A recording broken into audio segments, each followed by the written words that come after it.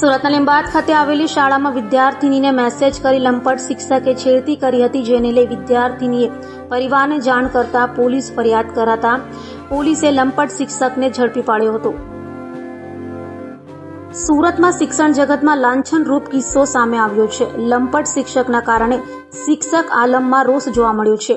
વાત છે લીંબાયત વિસ્તારની। લીંબાયતમાં સ્કૂલના લંપટ શિક્ષક વત્સલ રાઠોડે વિદ્યાર્થીનીના મોબાઈલ પર મેસેજ લખ્યો કે હું બધી હેલ્પ કરીશ, પૈસા જોઈએ તો બોલ, બટ તું ગમે મને પ્લીઝ ખોટું ન લગાવતી, તેવા મેસેજ કર્યા હતા।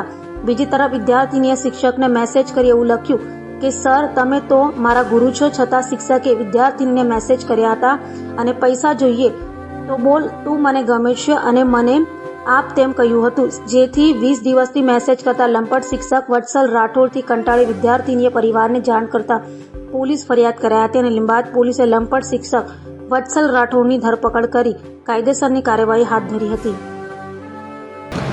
લીંબાયત પોલીસ સ્ટેશન ખાતે એક બેને આવીને ફરિયાદ નોંધાવી હતી કે એમની નાની દીકરી જે સ્કૂલમાં ભણે છે એમની સાથે એમના સ્કૂલના ટીચરે કેટલાક ગેરવ્યાજબી મેસેજીસ કરી અને એમને હેરાન પરેશાન કરી હતી અને એમને છેડતી પ્રકારની એક ઘટના સામે આવી હતી, જે બાબતને લઈને પોલીસે ગુનો નોંધ્યો છે અને પોલીસે જે આરોપી ટીચર છે એમની ધરપકડ પણ કરી છે। આ ઉપરાંત જે નાની દીકરી છે એમનું કાઉન્સેલિંગ પણ કરવામાં આવે છે, જેથી એ સાયકોલોજીકલી એને એકદમ સપોર્ટ મળી રહે, મજબૂત રહે।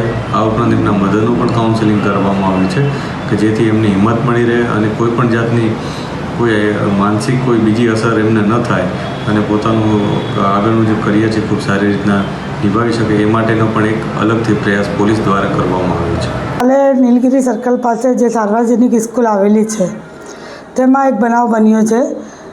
તેની જાણ થતાં કે છોકરી 9th ક્લાસમાં ભણતી હતી, તેમને અમે જાણ કરી કે મારા સાથે મારા શિક્ષક આવી રીતના ચેટિંગો કરી રહેલા છે જે અશ્લીલ કહેવાય છે।